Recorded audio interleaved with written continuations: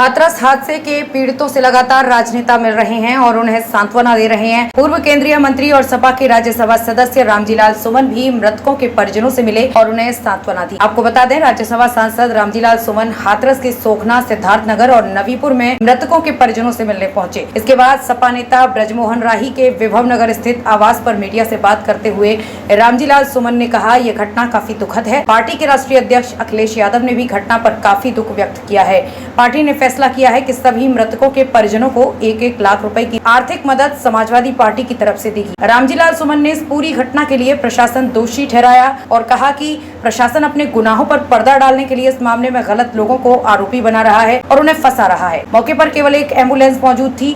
LIU से लगातार भीड़ बढ़ने की रिपोर्ट जा रही थी, लेकिन फिर भी अधिकारियों ने वहां पर पर्याप्त इंतजाम नहीं किए। किसी जिम्मेदार अधिकारी ने कार्यक्रम स्थल का निरीक्षण तक नहीं किया। भोले बाबा के बारे में पूछने पर उन्होंने कहा कि वो नहीं मानते कि इस पूरी घटना के लिए भोले बाबा जिम्मेदार हैं। भोले बाबा सत्संग करके चले गए थे। सत्संग में उन्होंने ऐसी कोई बात नहीं कही जिससे उत्तेजना फैलती हो। उनके जाने के बाद भगदड़ मची थी। इस मौके पर मुख्य रूप से ललन बाबू, एडवोकेट ब्रजमोहन राही, बनी सिंह बघेल, महेंद्र सिंह सोलंकी आदि लोग मौजूद थे।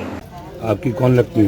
मम्मी है। अच्छा, मतलब इतना लोग एक्सपायर हो गए इस घटना में, तो बाबा के खिलाफ क्या करना चाहिए लोगों को? उन्हें सामने आना चाहिए। आज तक कोई सामने की उनकी तो कोई बात ही नहीं कर रहा कि वो सामने क्यों नहीं आ रहे हैं, क्यों नहीं देख रहे। अगर उनकी कमी नहीं है तो सामने क्यों नहीं आ रहे वो? उन्हें सामने आना चाहिए। उनकी संपत्ति है, उनकी जब्त होनी चाहिए, बुलडोजर चलनी होनी चाहिए। वो तो जब वो उनकी गलती नहीं है तो क्यों छुपे बैठे हैं वो कहते थे हम जिंदा कर देते हैं सब लोगों को। हाँ, ये बोला था वहाँ पे भी। बहुत सेवा कह रहे थे जैसे कि लोग मर गए थे कि अभी मत उठाओ, जिंदा हो जाएंगे, जिंदा हो जाएंगे। ऐसा कुछ नहीं। बाबा ने तो लौट के भी नहीं देखा। अच्छा, उन्होंने क्या लगता है अब आपको, क्या लगता है बाबा के क्या रहा पूरा आडम्बर बाबा का? अब तो ये लग रही है सरकारी बचा रही है उन्हें, इसीलिए सामने नहीं ला रहे। तो संपत्ति व बुलडोजर चलकर आप लोगों को उसकी क्षतिपूर्ति देनी चाहिए, नहीं करनी चाहिए? उन्हें आना चाहिए सामने। मत कम से कम इंसाफ तो मिले न मरने वालों को।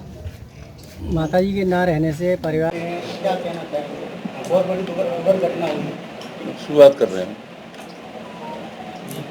समाजवादी पार्टी के राष्ट्रीय अध्यक्ष श्री अखिलेश यादव, ये जो हादसा हुआ उस हादसे को लेकर के बहुत चिंतित हैं, दुखी भी हैं। क्योंकि हमारी सरकार नहीं है, लेकिन भले ही थोड़ी मात्रा में सही हम लोगों ने फैसला किया है, अखिलेश जी ने फैसला किया है, समाजवादी पार्टी ने फैसला किया है, वो मृतक आश्रित परिवारों को 1-1 लाख रुपया देंगे। जहाँ तक घटना का सवाल है, हम लोग शुरू से इस राय के रहे हैं कि इस घटना में पूरी तरह से प्रशासन की जिम्मेदारी है। और मैं समझता हूँ SIT की रिपोर्ट जो आई है उसका भी लुब्बुल लबाब यही है कि प्रशासन निष्क्रिय रहा है। सबसे महत्वपूर्ण बात है कि 18 जून को आवेदन किया गया भोले बाबा के सत्संग के लिए।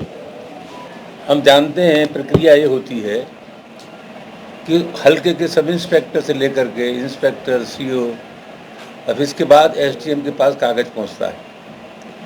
इतने बड़े आयोजन के बाद भी किसी ने ये जहमत नहीं फरमाई कि मौके पे जाकर के देखते कि हालत क्या है।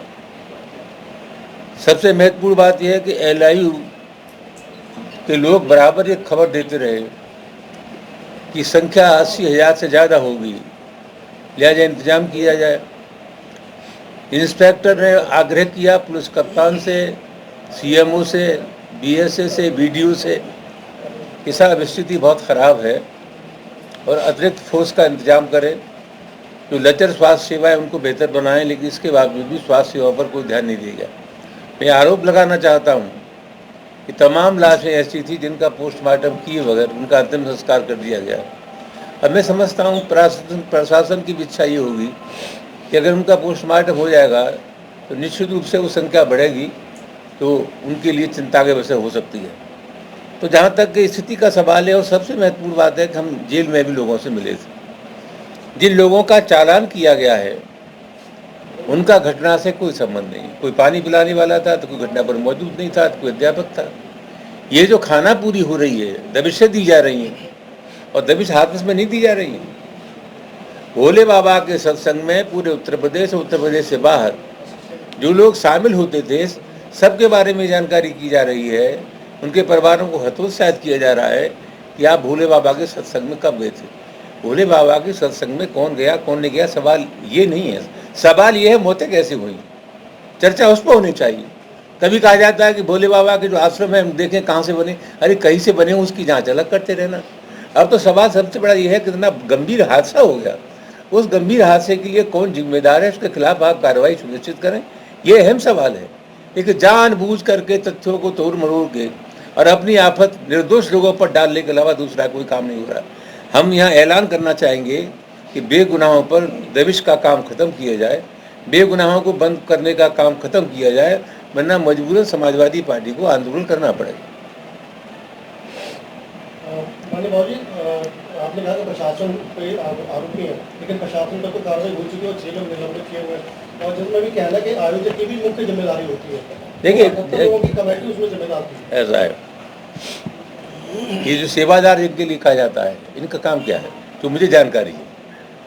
ये जिस स्थान पर भोले बाबा कार्यक्रम होता है उस ज़मीन को बहुत खूबसूरत बनाते हैं, और महिलाएं काम करती हैं, सेवाएं करती हैं, पानी पिलाती हैं, उनके स्वयंसेवक खड़े होते हैं। उनके पास कौन सा ऐसा फोर्स था जिसकी वजह से उस भीड़ को नियंत्रित कर लेते? वो क्या उनके पास फौज थी या पुलिस थी? जो तंत्र होना चाहिए उसको कंट्रोल करने के लिए वो सेवादारों के पास नहीं था। सेवादारों का काम बिल्कुल अलग था। और जहाँ तक भीड़ का सवाल है, उसको नियंत्रित करने की जिम्मेदारी पुलिस की थी। जब एलआईयू बार बार ये कह रहा है कि भीड़ बढ़ रही है, भीड़ जा रही है, कुछ इंतजाम करो, एक एम्बुलेंस थी खाली उस मौके पर, कोई दूसरी एम्बुलेंस भी नहीं थी। ये मजाक किया गया है और पूरी तरह से प्रशासन जिम्मेदार है। अपने गुनाह को छिपाने के लिए अनावश्यक रूप से ऐसी कार्रवाई कर रहे हैं जो नहीं करनी चाहिए। जहाँ तक भोले बाबा का सवाल है, मैं बहुत स्पष्ट कहना चाहता हूँ, मेरा ये बाबाओं में, मंदिर में, मस्जिद में मेरा कोई विश्वास नहीं है। एक बात मैं जरूर कहना चाहता हूँ, हम राजनीति में हैं, कोई धार्मिक प्रवचन करता है, हमारी जिम्मेदारी कब है?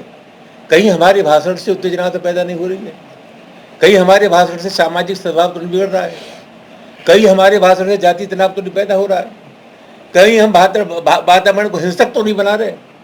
कुल मिलाकर के जहाँ तक भोले बाबा का सवाल है, भोले बाबा सत्संग करने के बाद चले गए, और मुझे लगता है कि कुल मिलाकर के उनके भाषण से कोई उत्तेजना पैदा नहीं हुई। उनका जो रोल है मैं नहीं समझता कि इसमें उनकी कहीं जिम्मेदारी बनती है, जो मुझे लगता है। आगे भी ऐसे आयोजन होते रहेंगे, क्या सरकार कोई ऐसी कमेटी का गठन करेगी तो वहाँ पर पूरी तरह सुरक्षा? ये सरकार को देखना चाहिए, भविष्य में इस आशय की घटनाएं न हो, ये देखना सरकार का काम है। ये घोर लापरवाही है और इसकी वजह से लोगों की जाने गई। और मायावती ने ट्वीट किया है कि ये जो जांच एसआईटी ने सौंपी है, इसमें बाबा को अभी बचाया गया है, और उन्होंने पूरा राजनीतिक जांच बताई है। मेरा नाम रामजीलाल सुमन है, मैं मायावती नहीं हूँ। मायावती ने जो कुछ कहा उनसे पूछो जाके। निश्चित रूप से सभी को दे रही है, सभी को जितने मृतक है सबको दिया जाएगा, कोई भेदभाव थोड़ी है।